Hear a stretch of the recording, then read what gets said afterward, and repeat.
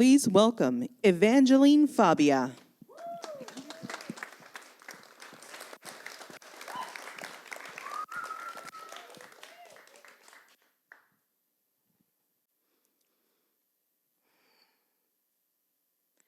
I'm lying in the ICU when I hear a nurse call out my name. Evangeline, wake up. My arms ache from IV lines. My throat burns where a breathing tube had been. What felt like 5 minutes under anesthesia was actually 6 hours in the operating room. I try to open my eyes. Nothing. Then I hear my family's voices greeting me back to life. Instinctively, I clench my fists, wiggle my toes, and I think, thank God I'm alive. And in that moment, unsure of my future, I realized something I had never considered before. Before brain surgery, I was living as if tomorrow was promised. Let me rewind. I'm a cruise and travel industry professional who's also worked in television. I've traveled to 62 countries, 44 US states. I've trekked through Uganda's windy national forest in search of gorillas, swam towards the edge of Victoria Falls, and even bungee jumped off a 216-meter bridge in South Africa. My life looked adventurous, even fearless. But now none of that mattered because here I was lying in a hospital bed, unable to walk unassisted, deaf in one ear, my mind fluttering up and down, half my face collapsed, and literally lost my smile. And wondering if I would ever be independent again.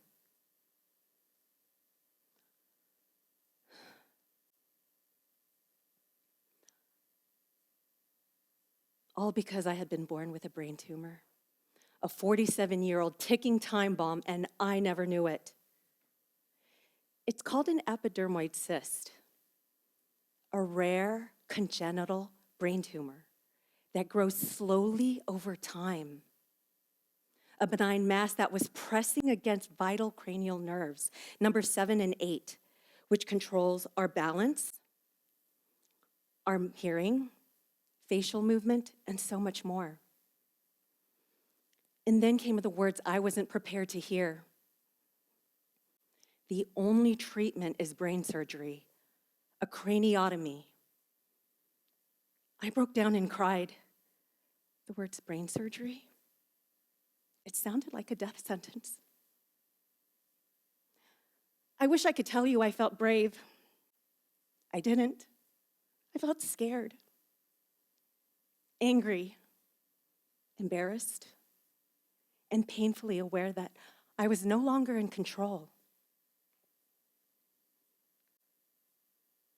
But then came a question that just changed everything.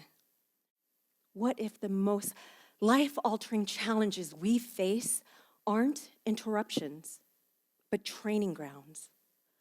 What if the things we never asked for are slowly preparing us for who we're meant to become? I had a choice. I could spiral into fear, or I could prepare. I chose to prepare, but not like doomsday prep, which is phenomenal. I'm talking about mind and body preparation. That was my way of choosing life. So 1 week before surgery, I wrote this bucket list, 100 things I wanted to do when I survived. And on that list wasn't travel, nor things. It was just time with family in any capacity. This list showed me the life I had yet to live. It gave me my why.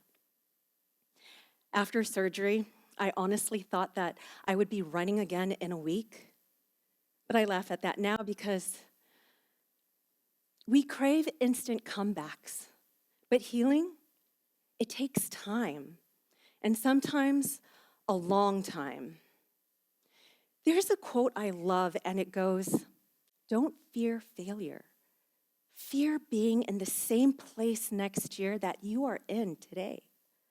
So I whispered to myself, be a turtle today so tomorrow you can be a cheetah.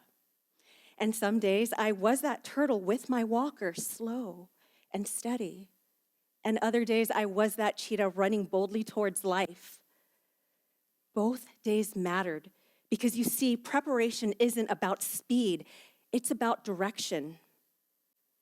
It took me 8 months just to be able to run 60 seconds, 10 months to be able to run 12 minutes, an entire year just to be able to do one jumping jack.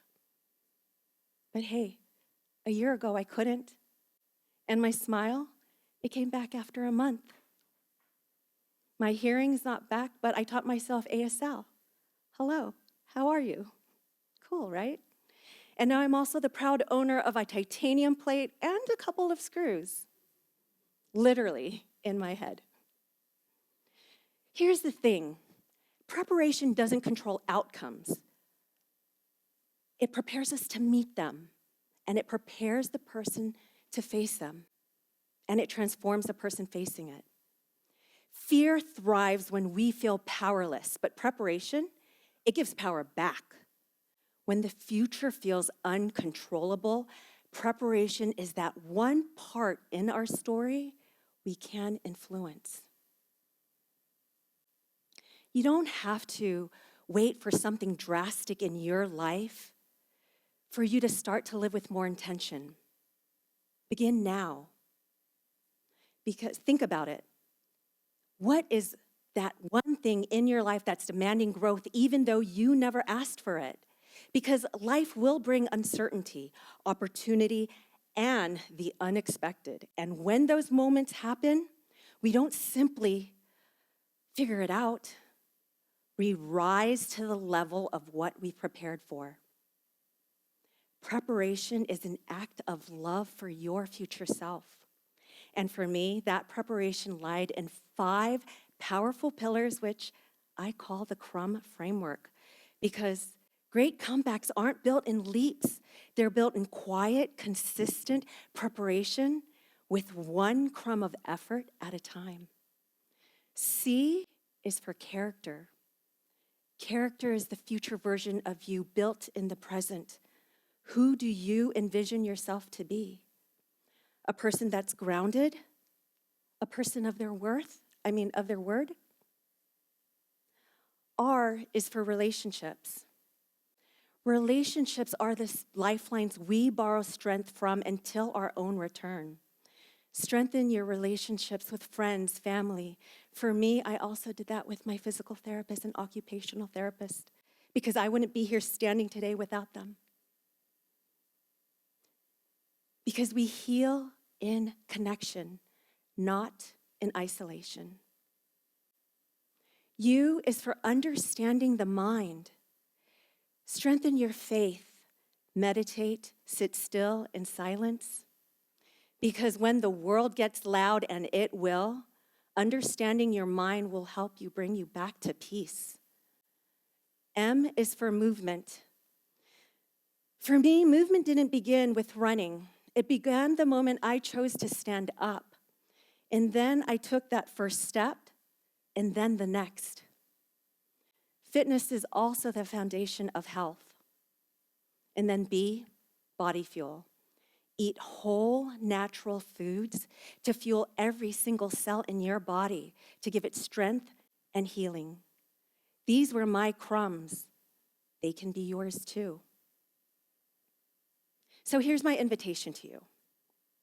Don't wait for life to shake you before you rise to it. Start now. Pick one area of crumb and give it a crumb of effort. And if you're sitting here watching this right now and you're doubting yourself or wondering, hear this. Your life is not behind you, it's ahead. Your moment is yet to come. Let preparation be the greatest gift you give your future self. Thank you.